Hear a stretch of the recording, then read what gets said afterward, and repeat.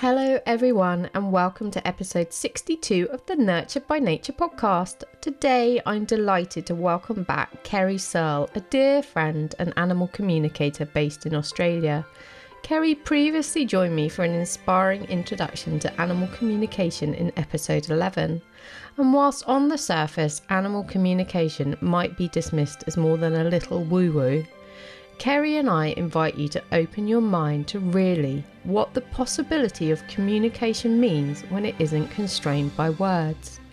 We are born into an energetic world that we are intrinsically connected to, but through our education system we are taught to only value verbal communication, and slowly we disconnect from the rich web of life and ourselves.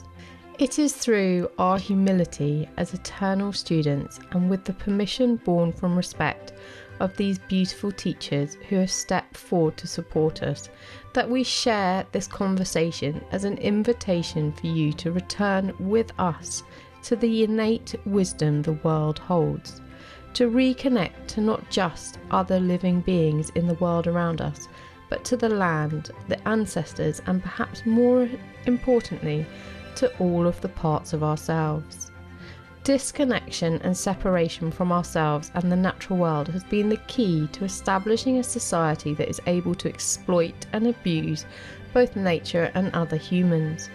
Our hope is that this conversation stirs in you a remembering of the exciting potential that exists when you consider that communication with the greater world is possible. This changes the way you see the world and your place in it. Through this integrating shift, the potential of a new paradigm is born. This is so much more than communicating with animals. This is about listening to the knowing that is stirring in all of us and stepping into our true role in healing and caring for a reconnected world. Welcome back, Kerrie, to the Nurtured by Nature podcast. I'm really delighted to have the opportunity to speak to you again. I realise it's almost I think it's a little bit over 2 years since we had our last conversation, which is quite shocking. It was episode 11 for anyone who wants to go back and touch base with that. But both Kerrie and I have been getting a little bit of a nudge from the animals that they clearly have other things that they want to share with us all at this time. So here we are, and just to get us started, I thought we'd just sort of touch on the basics of Kerrie's an animal communicator based out in Australia, and we just touch a little bit on the basics of language, because I think language is quite kind of constricting for us. Well, I find it myself. It doesn't really give us the sort of scope to really delve into these other areas of communication. And I know in our first episode you explained that you had been a teacher in a previous life, in a previous life. It feels Yes. like, but earlier in this life. And one of the things you said is like little children at school are taught very early on to use their words. That's how you communicate, Yeah. and Yeah. it kind of shuts us off as people from like Yeah. all of this energy, because communication is really energy at its like center core.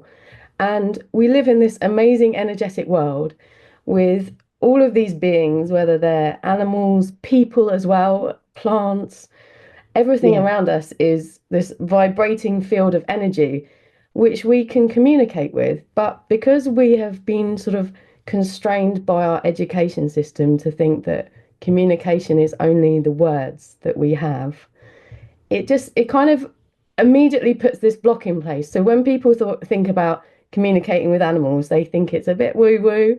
You've perhaps lost the plot a little bit. But Yes. actually, I have a coach who talks a lot about um like the frequency of a radio station, and we accept Yeah. like a radio we can turn on and we can tune in to like any Mm-hmm. different station we want, whether it's, in the UK, Mm-hmm. classic FM or a talk radio, and it's all there in the air. We can't see it, and then we just turn on our radio and we receive these signals. And I love that, and I thought actually that was a really apt way of looking at it, because Mm.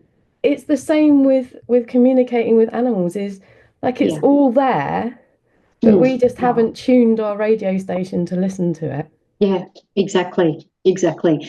I think, in a nutshell, telepathic communication literally means feeling over a distance. So Yeah. it's not reliant on the verbal word. That's one of the most important things. And when you were talking about the language being constrictive, one thing I've found in doing this, I think roughly for about 20 years now, is words are energy. So Yeah. it's not only what you say, it's how you say it. But with animals, what's quite extraordinary is humans are the only species that can say one thing but actually mean another. Yeah. We let's just call it, we can lie, we can be tricky, we can be manipulative. So what animals and very young children do is when a human speaks, yes, they hear our words, but what they're actually doing in that moment is tuning into what we're feeling and what we're thinking. Yeah. Now, you can't pretend a feeling. You can't pretend a thought, but you can pretend a word when you Yeah. speak. So if our words don't match our intention or the energy, straight away the animal or the very young child will disregard the word and actually tune into what's going on in us. So you can't trick an animal. I sometimes have a client that will say, "Oh, I tell my dogs I'm going to take them for a walk later, but I don't." And I'm like, "How does that work for you?" Because they know. I'm like, because what we also don't, I think, really pay attention to is when we think, when we speak, when we are, it's like our mind is playing a movie. So Yeah. when we're talking about memories, there's a picture. So it's like a picture theatre in your brain where there are pictures. So part of the way to communicate with animals is, yes, you use your verbal word, but don't worry about getting the words right. Worry about the thought, the feeling, and what picture do you have in mind. If you're calling your dog and you want your dog to come, then picture your dog coming. Like I've worked with clients who, like, I call my dog and they turn and look at me and run the other way. And I'm like, when I tune into the human, I'm like, but you're actually expecting them and seeing them run the other way. And they go, "Oh, yeah, I expect them to." And I'm like, well, you're saying one thing, Yeah. but you're actually I'm directing with your. laughing out loud because we used to have a lovely Whippet cross Bedlington Terrier who was as fast as the wind and also liked to chase. She was a sight hound, so she'd go after things. And I've had numerous, hours of like racing along behind her. And yeah, and I was just thinking, yeah, I was probably thinking like, let's run. And she was Yes, like, yeah, let's yes, run. So yeah. Your intention, your energy's got to meet, what you're saying. You've got to, you have to mean what you say. And I guess having been not only a school teacher but a police officer, yeah, when I say something, I mean it. And, working with my three rescues, they know when I ask or, direct, they know I mean it and that I'll follow through if they don't. yeah, I think too, when you're talking about language being constrictive, often when I'm listening and tuning into animals, it's really, really hard to find an accurate English word yeah, to describe what they're saying. And often I will, like classic example, I was working with a horse in the UK and her human described her as a diva. yeah, And yeah, she shook her head and said, "No, I'm not a diva. I'm a princess." yeah, And her human he said, "Well, what difference does it make?" And I said, "Well, actually, when you tune into the energy of diva and you yeah, tune into the energy of the word princess, they're actually quite very different." yeah, And so sometimes it's really hard. And I'll often hear myself saying to humans, "Look, I'm trying to find the best word. Your animal's helping me, but the best one I can find is," because we do restrict ourselves. yeah, We really do. And sometimes with the feelings that come through, it's really hard to accurately describe them in a human English word. It's and so I encourage the humans that I work with, adults and children, to come back to the feeling, because yes, I get words, pictures, feelings, smells, and tastes, but not everybody gets all of those. So what I want to encourage people to do is don't restrict yourself thinking, oh, because I can't get all of them, don't do it at all. Yeah. You might get a feeling. You might get a picture. You might get a color. You might get a word. You might just, you might just know. And as you were really correctly describing, up until roughly the age of 7, when children go to school, they have a very balanced left and right side of the brain.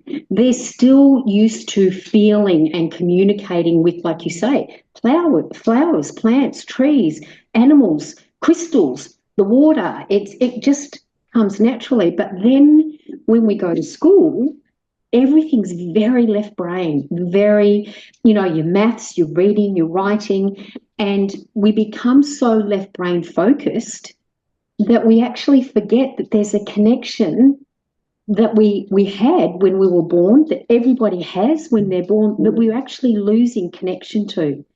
And I think my story. It was healing the layers of trauma in me from many years of trauma that actually helped me reconnect to that feeling, knowing, intuitive part. And I just kept coming back to the feeling.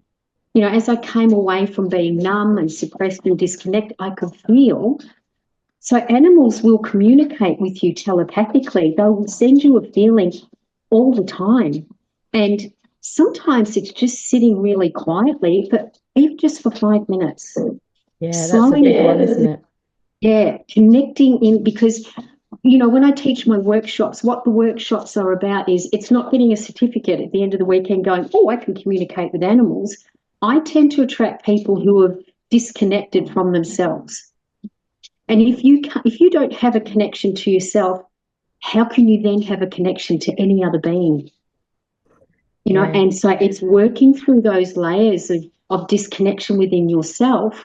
And what you find is, over time, it just happens more naturally, more naturally, more naturally.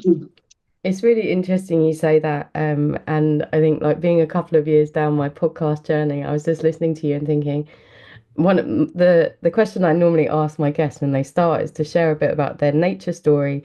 And quite often they'll go back to like that early childhood and their connection to nature. And then life will often have happened to them. And then at some point they'll come back to that. Obviously, there are exceptions to that. Like myself, for example, I never really disconnected. I think I sort of got deeper connection because nature was really a sanctuary for me and a lot of things that I was dealing with in life.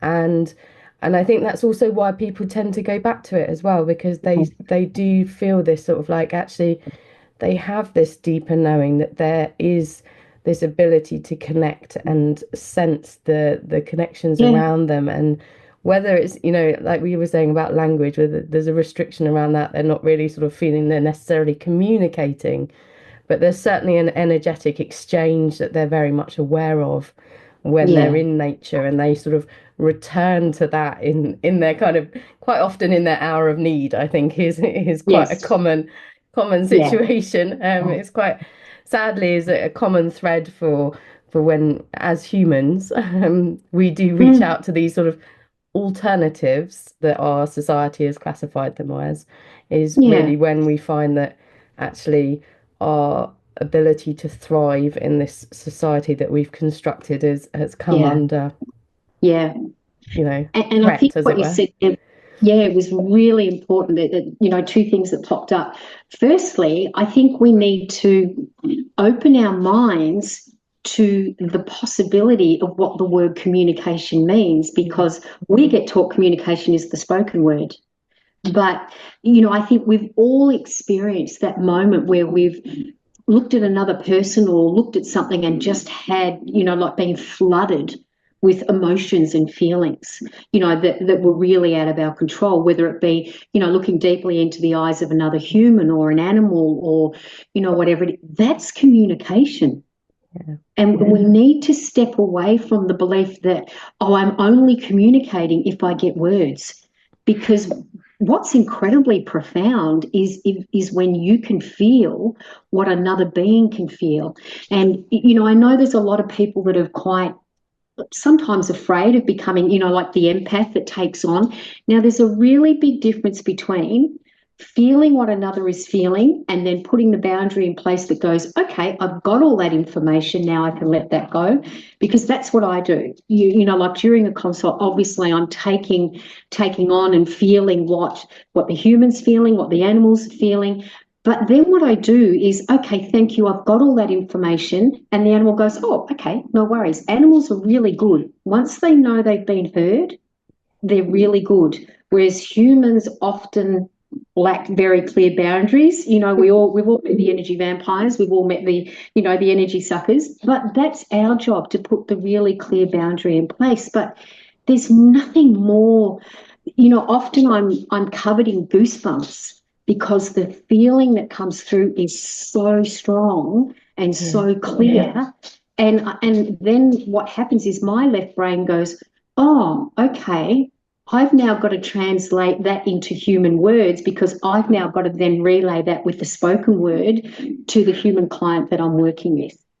So I think if we can, why open our umbrella, widen our horizon to what does communication mean? It's not just the spoken word.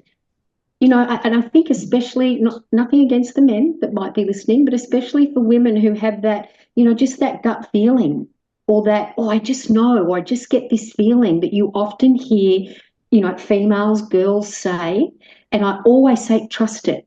Yeah. It won't always make sense to your left logical brain, because your left logical brain does not understand how it is that you just know something. And then what happens is your left brain goes into this, how did you know that? Did you read that somewhere? Did you hear that? Did somebody tell you? Have you heard that before? Did you already know that, or is this new? And what I say to people in my workshops is, if you're engaging in a conversation, you're in your left brain, because our knowing and our intuition, it doesn't repeat itself, it doesn't yell, it doesn't have a conversation with you, and it is not attached to any outcome. It simply gives you the information. And then what happens in most of us is the left brain takes over and talks over the top of it. And by the time we're listening to the left brain, we've missed what our knowing and our intuition has relayed to us. So this isn't some woo-woo thing. This is how we're born. And children do that naturally until we teach them to detach from the right side and live in the left logical side. We've got to bring the two back into balance. That was the premise for my brain blend, was to rebalance the left and right sides of the brain. Yeah, I think this is it's really important, and it's actually a lot of guests I've had. We've talked about like world views and also the sort of depth of knowledge in the indigenous people, and Yes. they are, generally speaking, obviously we go through life generalizing, don't we? But We do, yes. they maintain this connection to this, Yes. greater web of life that we're a part of. And Yep. they therefore have a very different approach to life. And I think this is how our society has been constructed, has been reliant on us disconnecting so that Yes. we can also, basically sort of abuse essentially, and Yep. the world around us. We can create this hierarchy of people. Obviously, there's a hierarchy within people as well, that Yeah. allows us to do Yeah. awful things to other people. Yeah. But there is this hierarchy where people at the top, and then animals and plants, Mm. and that allows us to basically to have this exploitive culture where we have literally just, taken and taken and taken from the world Yeah. around us in the Yeah. premise of progress, which is that lovely, lovely word. And That's our excuse. Yes, that's the word um, we use to excuse our and behaviour. it Yes. is, this is, whilst we're talking about communicating with animals, we're actually talking about learning to communicate with ourselves and Yes. just Yes. re-find our place in the world. And Yep. therefore, it's I mean, I think that's part of like why this is quite a foundational thing, is actually like, if you can start to think, actually, I can communicate with animals, they've got voices, they've got wisdom. Yeah. It's like you have to like change how you look at the world, and then if you change how you look at the world, then the world you live in changes, and that's how we're going to Yes. progress as a society Yes. is by, you know, taking these foundational steps of just going, actually, we're not, you know, let's not be constrained by the only Yeah. way we can communicate is as you and I are doing now. Um, Yes. but, Yeah. you know, there is this whole other world that is there. And we do know it's in, like you said, it's, you know, for women in particular, it's, you know, that intuition feeling, that inner voice that we're told to Yeah. disregard as well. We're taught to disregard that as well. We're taught to Yeah. not trust ourselves. And it's Yeah. about this coming back into balance, balancing the masculine and feminine, and, Yes. you know, coming back into this web of life and this place that we should be holding in this web of life. Yeah, absolutely. And it was really interesting when you were talking about, the Indigenous people. Something that I want to say to the people that listen to this podcast is, yes, I communicate with animals, but then what I didn't see coming many years ago was now goes way beyond animals. As you know, I'm a flower essence practitioner and I make my own flower essences. So, the plants, the trees, the flowers talk to me. But, I also too live on a property in Australia on the Mornington Peninsula that is part of the Bunurong people. And again, something that I'm actually, able to do is communicate with energies that are of deceased animals and humans. And there's an Indigenous elder who,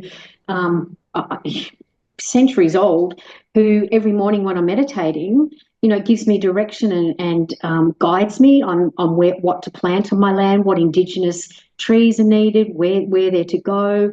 Calls me out if I'm not grounded, if I'm not connected. So, and it was the same when I went up to Kurrie, formerly known as Fraser Island, and I'm going again to work with the whales this year. The Indigenous people there who, were just so prolific the last time I went there with a voice and with messages about how we are currently, the footprint, if you like, that we leave. And I'm in the middle of doing the article on it. But the footprint we leave, and I don't just mean the physical, but like you were saying, how we use the resources on the planet. Do we give back or do we just take? Are we aware of every step that we take has an impact on the planet, every action we make? And, it's the same with the animals where for so long they have been seen as lesser beings. And, very quickly, Ralph, one of my dogs, has reminded me just a couple of nights ago, I was out to dinner with a friend and my sister and her husband turned up, and my nephew who'd been overseas, I hadn't seen him, he'd only been home 2 days, and 5 minutes before my sister and her hubby turned up, Ralph said to me, "We're going to see Jack." That's my nephew. And I said, no, we're not seeing Jack, because I was with a friend and we'd been out paddling with the dogs in my little kayak. I said, no, we're not seeing Jack tonight. And he just looked at me and just didn't repeat it, just went, sure enough, 5 minutes later, up drives Jack. And Rat turned and looked at me and gave me this look of total disdain that just went, told you. Yeah. And when it will was you learn? yeah, correct. And it was like years ago when I was working with the dolphins that had been rescued in Las Vegas from, the sea shows and all of that. And I remember doing yoga on the Friday morning, and I was leaving to fly home on the Sunday. And as I was leaving the tank, this one particular dolphin, who I now know as Cosmo, came up to the glass and said to me, "You'll be back." And I went, "No, in 2 darks, I'm actually flying home."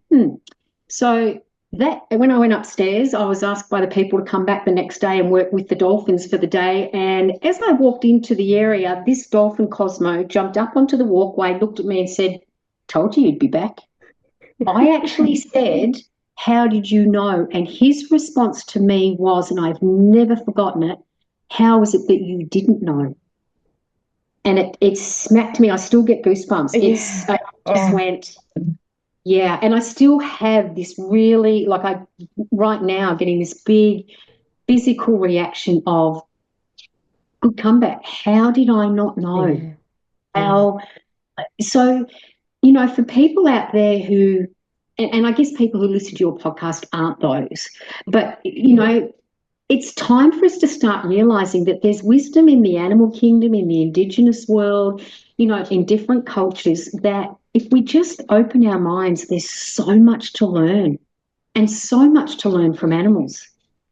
I think it's really important as well. I love what you said about your Indigenous elder and how Yeah, he's like he's obviously seen in you a kindred spirit, and he's like kind of taken you under his wing, and he's like, well, yeah, you know, yep, you're my best bet at the moment for like yep, seeing my land restored, as it were. Really, is what he's yes, helping you do, yes, is like, you know, managing it and caring for it in the way that he would want it to be cared for.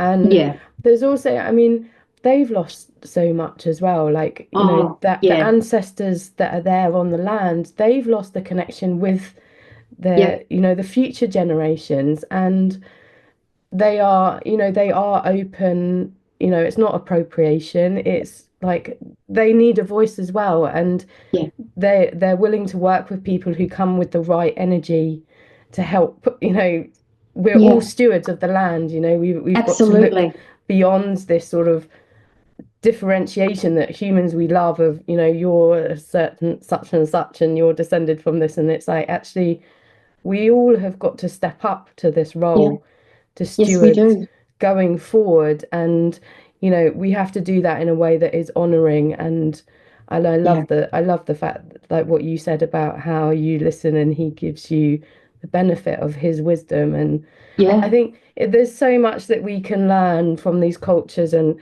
you know, it's doing it with integrity and understanding that you know, they have suffered yeah, tremendously. yeah, And you know, we have to honor that as well, and yeah, you know, hold the space for them to work through what they've yes, endured, yeah, and come as and when is the right time for them. And hopefully, you know, we can work in partnership with them yeah, for because the world needs it.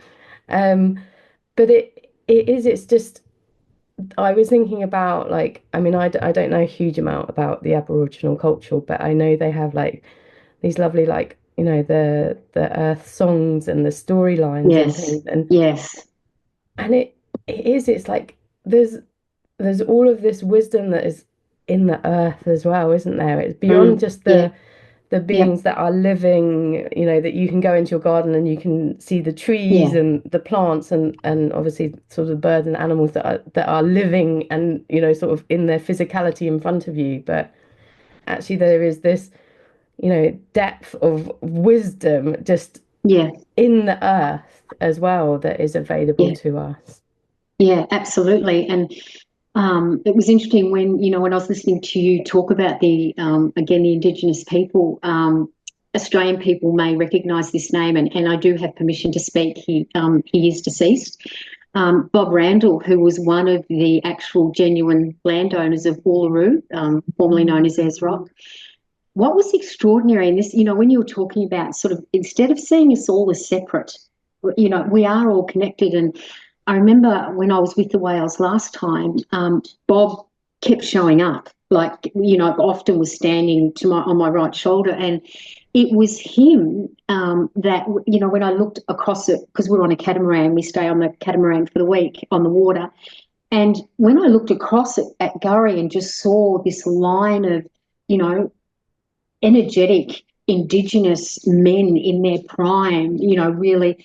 And, you know, there were no spoken words, but what Bob relayed in that moment with a nod to these men and who nodded back, oh, here I go, I've got that strong Yeah. goosebumps, was that not just myself, but the other people on the boat were actually, when we did go onto the land, it was done with respect and it was done with permission from them. You know, we asked permission first. Yeah. If we got into the water with the whales, we asked permission, because there are times when the answer is no. Yeah. No, don't get in the water today, we're mating, or don't get in the water today, you know, we're playing. And nobody wants to be between two whales when they're mating, I can tell you right now. And, you know, there are times when Indigenous people and they don't have to be in a physical body, who are performing ceremony, who are still, you're talking about the storylines and things like that. This is where, if we can connect to that, still keep connecting to these people, like I do with this Indigenous man, most mornings, I'm still getting that information that got lost. Yeah. And this is not something that I uniquely do myself. This is something that I really, really encourage people to just try.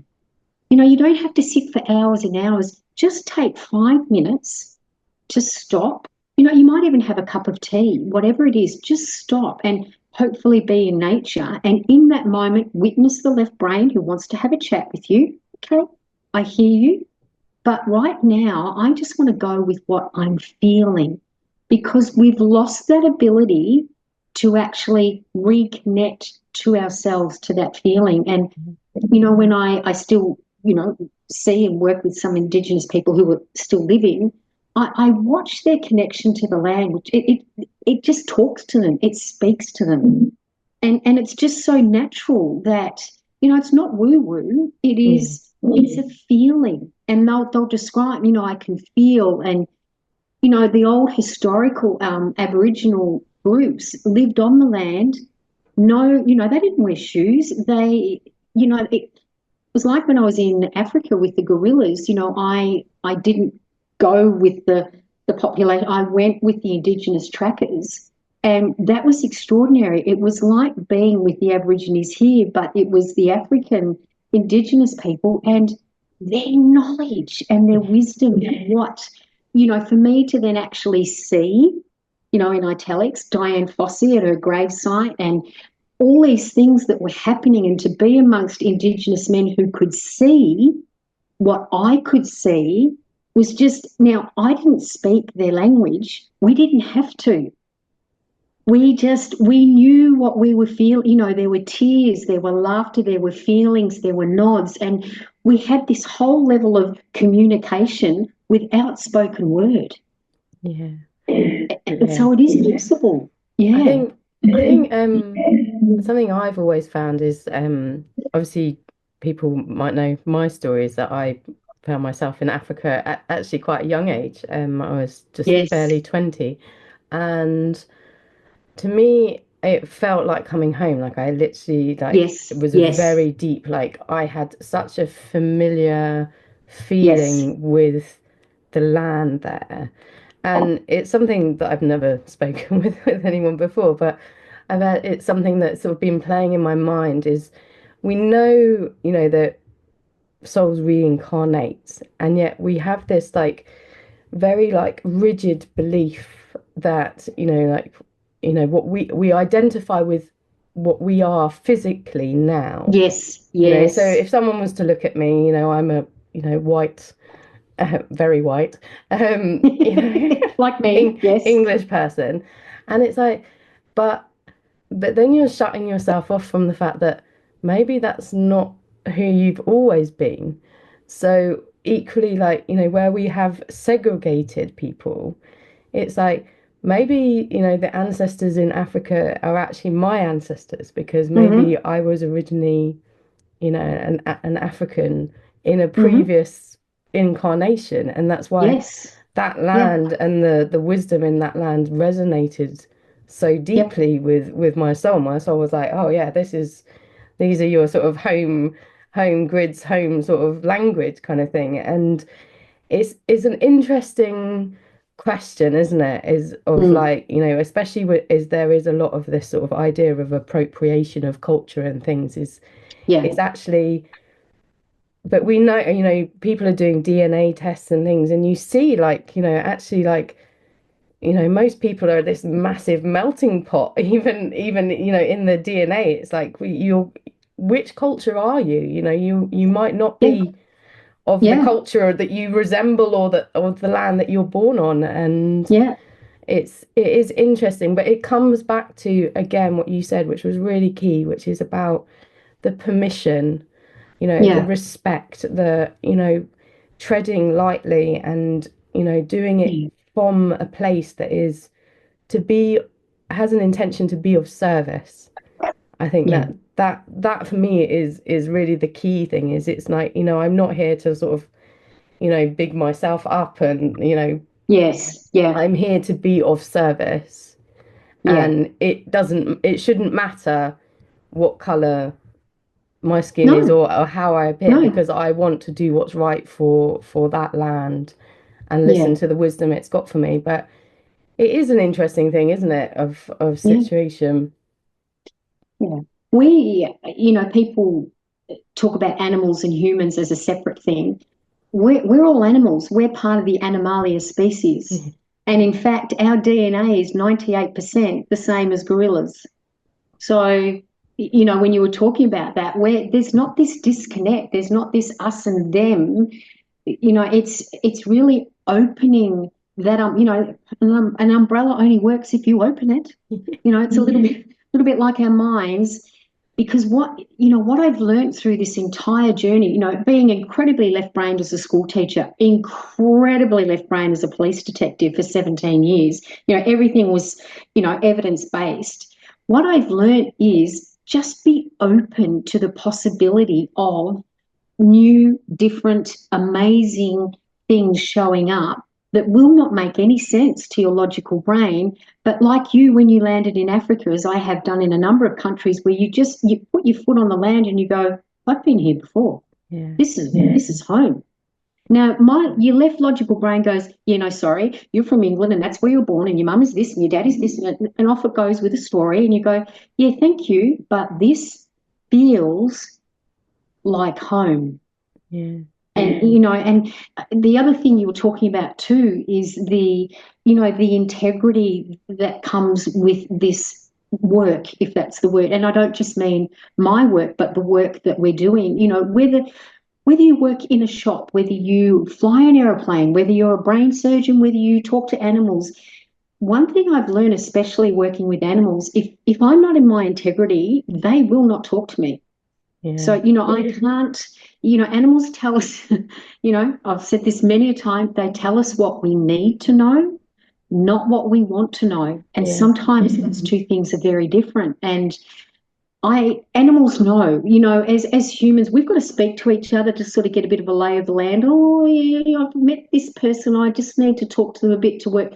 Animals know instantly, is that human in their integrity or not?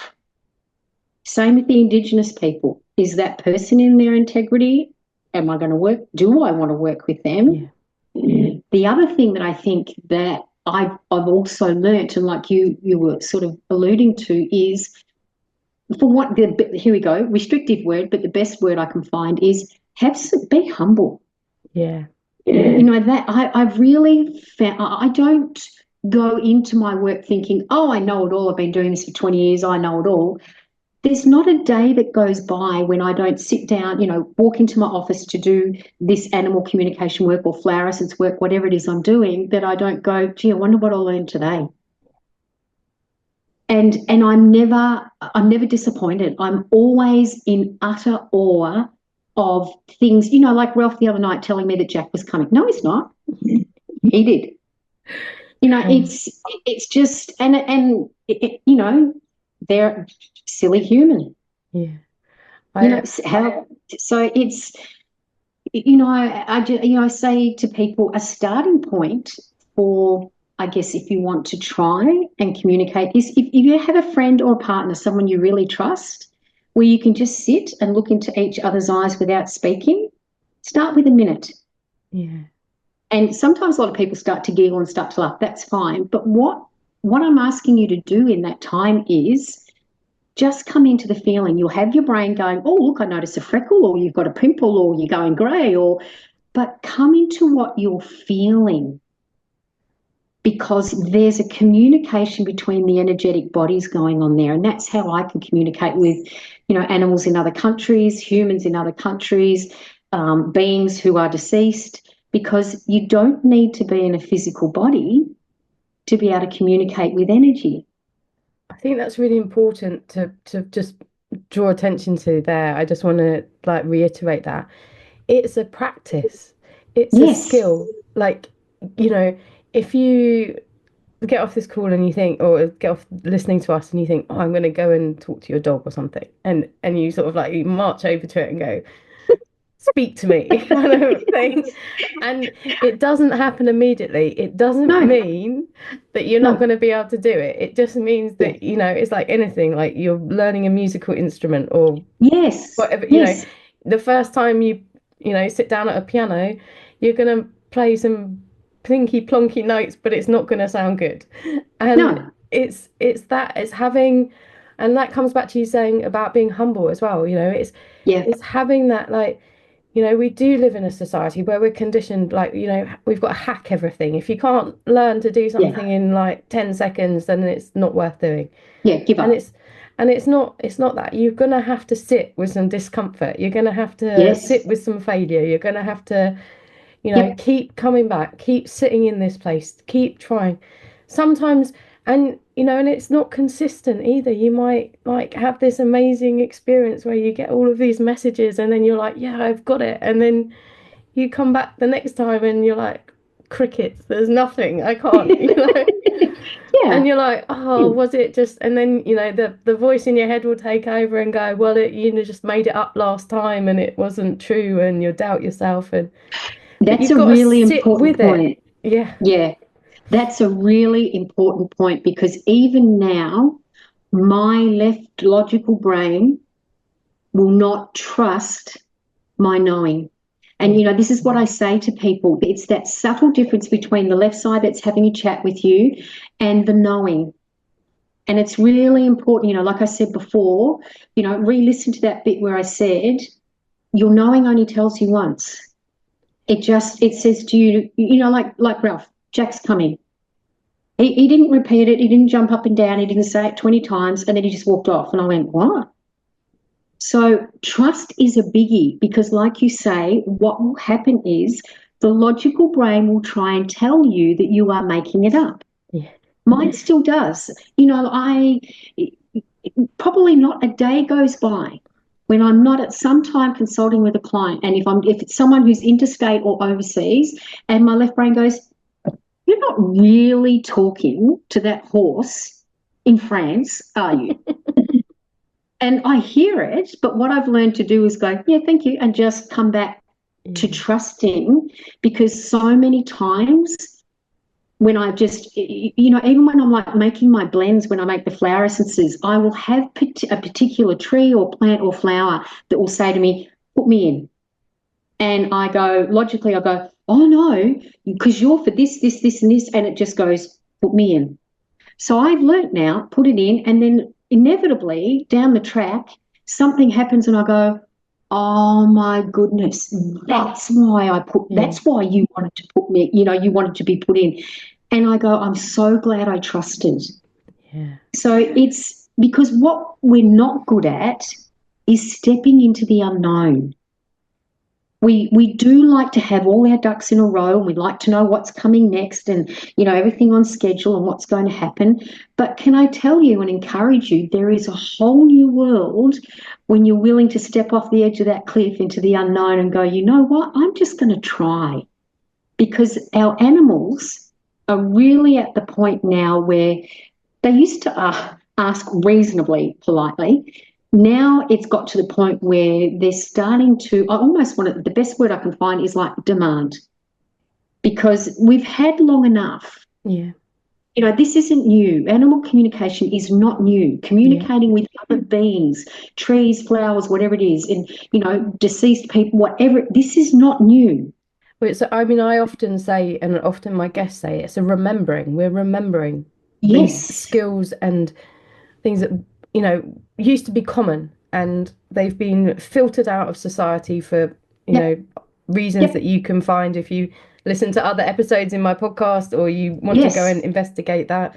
That's a whole conversation, but they have been, deliberately Yeah. subverted from our experience of how we show up in the world.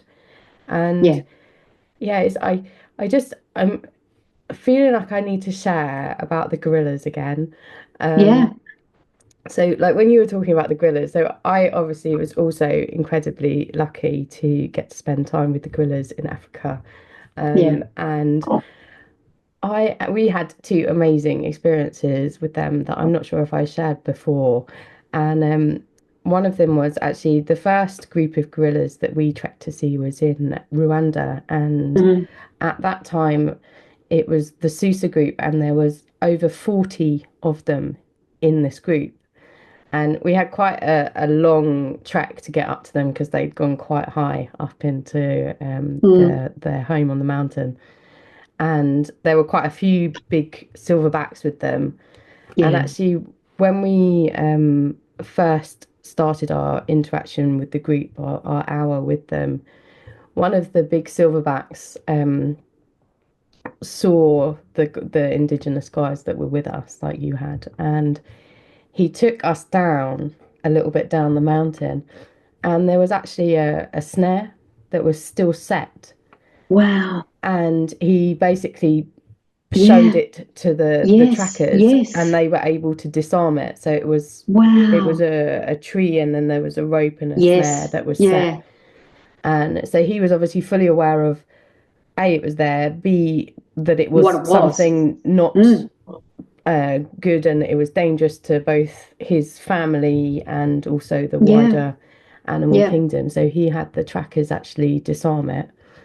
And then another occasion was actually the second time that we did a trek, and it was with another family group that was slightly smaller. I think there was about 25 of them, and they had been resting in this beautiful open glade and just lolling on their backs, and it was very peaceful. And then they'd got up and they were like, oh, we're going to start feeding, and they'd moved into this area of bamboo. And Mm. actually one of the silverbacks was not happy with how a few of the people in our group were behaving. And we actually have it on film, but I've never shared it with anyone. But he actually, it was because it was very intense in the moment, but actually when you watch the film, it was really interesting. So Mm. the the indigenous tracker was in the middle of a group of people, and I was on one side of him, and then there was two people on the other side, and this big silverback came charging towards us, and he very deliberately grabbed just the shirt of the tracker. And I mean, Mm. these animals, if you've not been Oh, in their presence, they're when they huge. stand up, yeah, And it's like King and there Kong. was a lot of energy came like right, Mm-hmm. and I was Oh, right yeah. next to the tracker at the time, and it was like, and but it was when you see it, it was like he was so deliberate and so gentle. Like he literally grabbed the fabric of Yeah. the guy's sleeve and he sort of moved him, and it was a very deliberate, like, just get your family in order, because he obviously Yeah. saw the people that the tracker brought with him were his Yeah. responsibility, and he was Yeah. like, you know, I'm talking to you. He didn't pick on any of the tourists. He could easily, like, Mm. there was four of us around. There was sort of a group of five of us, Mm. but he Yeah. specifically went to the tracker and he was like, just, giving you a little shake and just say, get your family in order Yeah. because they're not behaving as they should do. And it's really fascinating, isn't it, to like see this, like, just how aware they are and how they can, see, like, and realize actually, this greater concept of like they've seen him as the sort of silverback of his family Mm. group, and they're saying, no, you Yes. need to get your house in order. And Yeah. it's just, And yeah, it's that, you know, it's that respect because we're in their home. yeah, That's we're talking before, what sort of footprint, what sort of impact are we making? When I was listening to you, it reminded me of an interaction I had. I was the only person in our group with the Indigenous trackers, and we, like right up the mountain, but we came across a silverback who was really funny. I was laughing because he led us in this circle, and I thought, oh, we're playing games here. We went around in circle, this really deep bush, and then he led us to a mum and a baby, and the baby was about 5 days old. It was still pink. oh, And mum actually patted the ground and asked me to come and sit, like, I've got it on film, it's beautiful, come and sit next to her. So I was just sitting, and this silverback's just sitting. watching, and it was just the most extraordinary. But then at that time, this other group came, and there was a very loud person, let's just leave it at that, who came sort of pushing through the bush and then walked right up to me. And Mum actually grabbed baby and turned her back. And the silverback stood up, and this particular female got a bit worried. She walked away. The silverback placed himself between them and us, and then Mum turned back and sat with me with the baby. And I thought, again, here's a 5-day-old baby, and this person was really loud. The energy was very aggressive. It was very, as she was yelling, carrying on, being really, really disrespectful. And again, it's that, if you had someone come into your home and behave like that, you'd be saying, leave. Yeah. But yet we have an expectation that... It's an entitlement, isn't it? I think that's the word yes. that was coming to me, was entitlement. Yeah. Yeah, great word. I'm here, I paid my money, I'll do whatever I like. It's like, no. So it's that, no spoken word from any of the gorillas, but like you, the message was very clear. Like with the tracker, shaking the shirt, get your house in order. Yeah. This is my home. I'm not happy. Yeah. In that moment, just standing still and just allowing. And, like you say, when a silverback stands up, you're looking up, going, yeah, I'm just seeing a real version of King Kong here. Like, they are huge. Yeah. But yet they have such an extraordinary gentleness, like the whales, the humpback whales that we swim with. Yes, when you see them, breaching and slapping the waters, but they are so incredibly gentle. Could overturn a boat in an instant, but they don't. It's a real contained energy, isn't it? It's really animals are so present. Because they haven't got a shopping list, or I've got to be on Facebook or Insta, or I've got to be on the computer, I've got to be on the phone. They're here, they're now. Yeah. Like right here, right now. And that's what you can really learn from nature, from the animal kingdom, is what might show up if I connect to myself right here, right now. Because that's, I often say to clients, that's your homework. Yeah. Your homework is, and that was the basis for making my connection blend, because I was disconnected. I was a police officer, very disconnected to cope with. So I made that connection blend because I wanted to reconnect to myself. And in that process, I started reconnecting to, and not learning to, but reconnecting. It's like you said, remembering what it was like when I was little, and communicating with animals was just second nature. You watch a young child, they'll tell you if your dog's got an earache, a tummy ache, if they're happy, if they're sad, and they'll just tell you. They don't want a discussion about it, they'll tell you. My youngest niece, who is now 16, used to do it all the time with their dog. Mum, Mumu's got an earache. Mum, Mumu's got a tummy ache. My sister would look at me and go, how does she know? Because it is actually, that's the normal. Yeah, and then we go back to the dolphin who says, how do you not know? Correct. And we go, yeah, Cosmo, that's it, exactly. And that's what's great about your podcast and other podcasts out there. For those who feel like this is what they want to do, but they live in a world where this isn't normal, this is where you find your tribe. This is where you listen and go, oh, I'm not weird, I'm not woo-woo. This is actually the norm. Yeah, everyone else is weird. Correct. Yeah. And so, if people do call me weird, I don't care.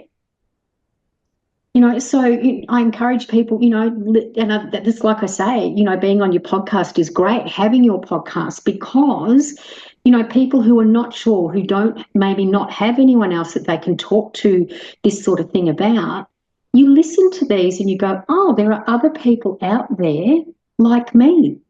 Who are experiencing the world in a just completely different way. And I love what you said there is, you do work with flower essences, and you do create your own essence blends, both from the flowers and your lovely whale essence as well.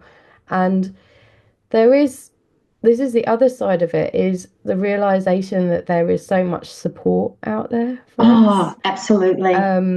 From I mean, the plant kingdom in particular, I think, is actually really, really so supportive of us, isn't it? They Oh, give us absolutely. so Yeah. many tools from, herbs and essence Yeah. fragrances and then the flower essences, and Yeah. Yeah. they provide us this like whole amazing toolbox of basically like Yeah. we've got you while you're trying to find your way back to where you should Yes. be.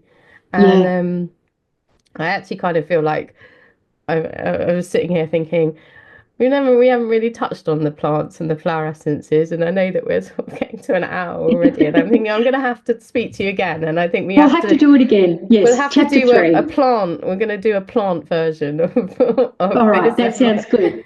Yeah. of Yeah. and deep diving a bit deeper into flower essences and the work that you Yeah. do with that, Because that's because another world. Yeah. it's very Absolutely. complementary as well, and it's very important to the Yes. work that you do. Is you you do communicate with people's animals, and you help generally when there's problems that have arisen that people are dealing with. And then you what I love about the work you do is you have these blends that you have poured your heart and soul into creating, that both some of the essences, and also you work with established essences Yeah. from various people who've gone before you and worked this craft and trade, and that that's also important, because sometimes like we get these messages and it's like, but what do we do with it? How do we move Yeah. forward? Yes. And that's what I love about how you've created your world and your approach to animal communication, is it doesn't just stop with hearing what they're dealing with. It carries on to, well, Mm. we can work through that together. It's that's not the end Yes. of the story. That's like we're starting a journey together rather Yeah. than Yeah. just, yeah. Animals are very clear about what they need. Very, their physical bodies, their emotional bodies, their, quite often they will make a suggestion to me and I go, where did that come from? But I trust it and I pass it on to the human. And that's, I guess, I'm 62 now, so gathering all my life experiences and bringing all that, you know, You're moving into your elder phase now. I sort of feel like that. Yes, I Yeah. do. I really sort of feel like that all the years of all the different works that I've done and, all the journeys that I've been on, that, when an animal makes a suggestion or there's a thought or a feeling, it's like, oh, wow, I wouldn't have thought of that. Yeah. Animals are really good at listening to their bodies, Yeah. really good. If they've got an ache or a pain or an emotional upset or whatever it is. And like you say, the Indigenous people worked with the land and that's where it originally started, way before, for want of a better word, any white person came along Yeah. and did it. And that's what's got lost along the way. So that's, again, another very deep passion of mine, that I do listen to the Indigenous elder who, directs me at times. I listen to the trees, the plants, the flowers, because they have a wisdom that I can't learn from a book. Yeah. It just doesn't, it just doesn't exist. When a particular tree says, do this, or, when I made the seaberry salt bush, I wasn't even near the bush. I was walking with my dogs. It was at the time when my dad was actually dying, and the seaberry salt bush popped up and said, I'm all about resilience. And I went, that's nice. Why are you telling me? 2 days later, I'm making the seaberry salt bush blend. And I went, oh, so there's a wisdom. And when I sat down to make it, and it does, they take me months. Some of my blends take a very long time, because I tune into not just the plants and the flowers and the trees, but the trauma that that particular blend is going to be working with. So I've got generations and lifetimes and, cultures of trauma that are going, well, we need this and this needs this and we need to put that in. So it is a deep passion of mine. Like you say, that the two work together. Yeah. Yeah. And I know you're incredibly busy. So, part of me is like, I don't want to burden you with more people, but if people have listened to this and they want to work with you and things, I will have the links to your website. And That would be lovely. I always you, find space for them. Yeah. and you still doing some of your workshops as well? Yeah, I did stop for a little while. I've been working with my land here, been getting very clear direction. So in Australia, they'll start up after we're coming in, just starting to come into autumn, winter. They'll start up at the end of the year. And then I've started to get more people asking from interstate and overseas. So yeah, all the information's on my website. They can have a look there. But yeah, look, that's another passion of mine, helping people remember and reconnect. Yeah. Yeah, absolutely. Yeah, and I can speak from first-hand experience. I was trying to work it out, and I have a feeling it was probably about a decade ago I think so. that I Yeah, I actually think it might be. did your workshop. So it's a Yeah, Kerrie's a very old friend, and I'm very grateful to her for sharing so generously. But that is who she is at her heart. She is the most beautiful, generous, humble, as you've seen. She is honest, and that's the sort of Australian influence in you. You just you tell it as it is. yeah, And probably from your years of working with the animals as well, just being very humble and being like, even with 20 years experience, you're like, I still like doubt myself. I still, yeah, yeah, think, oh my God, that can't be true. And yeah, I think it's just that's a beautiful gift to anyone who might be starting on this journey, because it's a dedication of your life, really. I think is yeah, we quite yes, often approach life thinking that we've got to rush to the destination, and we forget that it's actually a journey, and yeah, that's really the beauty of it. I yeah, kind of I could obviously speak to you forever, but I feel like we probably should be sort of wrapping up, and I just want to sure. give the animals a chance as well if they feel there's anything else that they want us to bring forth into the world at this time, or whether we've done them justice so far. We had no plans before this. We both sat here and were No, like, yeah, I don't know where this is going, and quite clearly the Indigenous elders had their ideas, and they were like, we're not yeah, going to spoil the show for you. So, but if yeah. there's anything else, then obviously we'd love to hear from I them. think I just listen. I was just listening to them, and like the Indigenous people, the points they needed to make really strongly, they've made. Have respect for not just the land, but for the animals. Take the time to remember and reconnect, and come with some humility and humbleness, because you can learn so much from them. And this isn't a, how do I put this? It's not just something a willy-nilly, let's have some fun game thing. This is actually something that the animal kingdom is requiring from us as humans. It's the next step in evolution, isn't it? Yeah. Yes, Yeah. yes, yeah. It's, like I said, they're no longer asking. They're very clear. It's like, excuse my language, get your shit together and start reconnecting, Yeah. because you can't hear us if you can't hear yourself. And they have a lot to say. They have a lot of wisdom to share. Yeah. So, I mean, yeah. I sit here and I was stunned that I was like, how can it have been 2 years since we spoke before? Wow. And Yeah. I sit there and then I'm like, how is it 5 years since, the whole COVID pandemic world Yes. shutdown? And then it's like, no wonder the animals are getting a bit like, yeah, now's the Yeah. time. It's like you guys, like, obviously they experience time differently, but like the clock is Yes. ticking, and It is. actually Yeah. stop putting it off. Stop Yes. making your logical brain exclusive excuses about it. Just Yep. it's time to slow down, remember and Yes. reconnect, and they are there to Yep. help us, and that's Yep. the real thing we need to remember. Yeah. They're not a lesser being. They are an equal, and quite often Superior. more intelligent. Yeah. Yeah, like I say, there's not a day that doesn't go by. Like, flabbergasted Monday night when Ralph said to me, "Jack's coming." No, he's not. And like I said, I've been doing this 20 years. I Yeah. didn't know Jack was coming, but he did.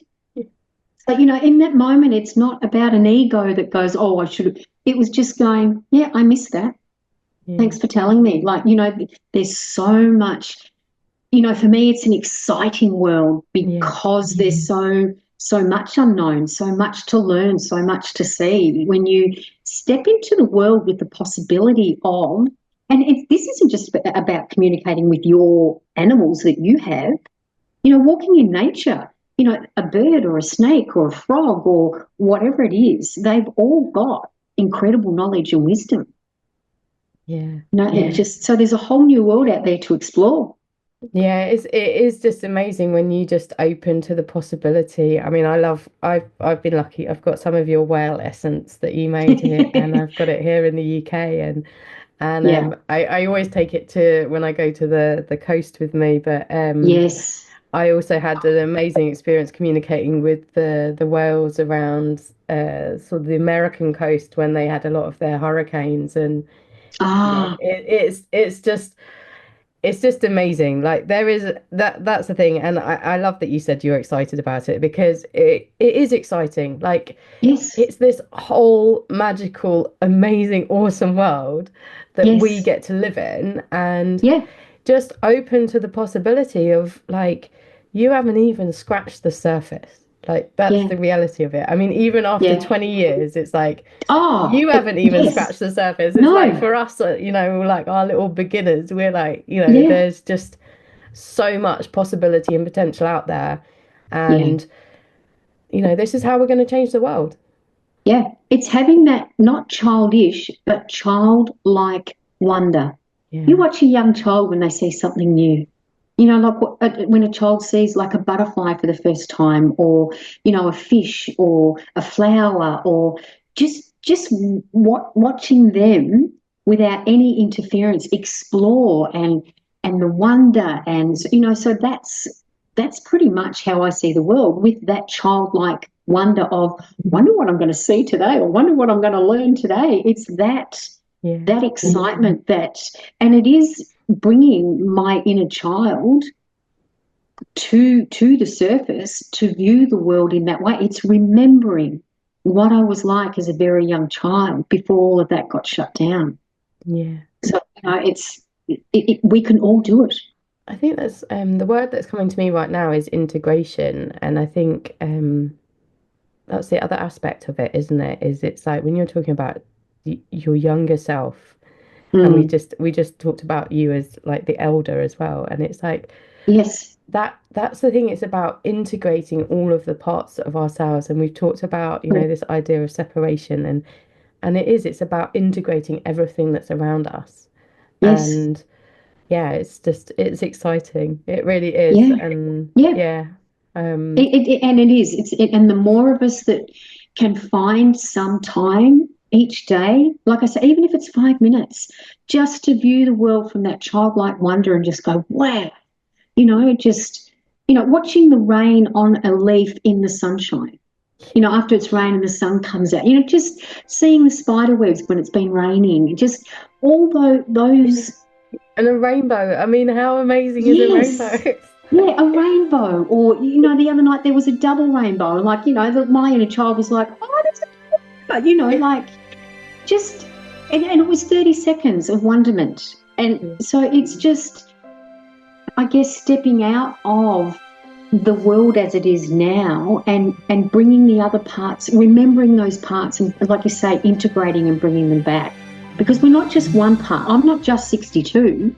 I've been, conceived, I've been a baby, I've been a child, I've been a teenager, young adult, older adult, elder. All those parts are part of me. Yeah. And I use all those parts when I work, because I connect to all those parts, and they've all got something to offer. And that's been a big part of your journey, hasn't it? Has been basically being able to integrate all of those parts back together to heal the traumas and the layers that you've gone through. We can go on and on, and but I would encourage people to go back and listen to our previous episode, which was episode 11 as well, because it's very different. It had a very different feel. We covered a lot of very different ground, so you'll get another amazing hour of Kerrie's time and wisdom there as well. You. So, And yeah, I think we're going to have to come back and do a dedicated to the plants, All right. I think. That sounds good. Chapter 3 to come. Yeah, Yes. yeah, but it's Thanks been so an much for having absolute me. pleasure. Thank you so much, Kerrie. Oh, thank you for having me. I really enjoyed it. Thanks, Fee. Thank you so much for listening to the Nurtured by Nature podcast. I truly hope this conversation has brought some hope and inspiration into your life. I would love to have these messages ripple out across the world.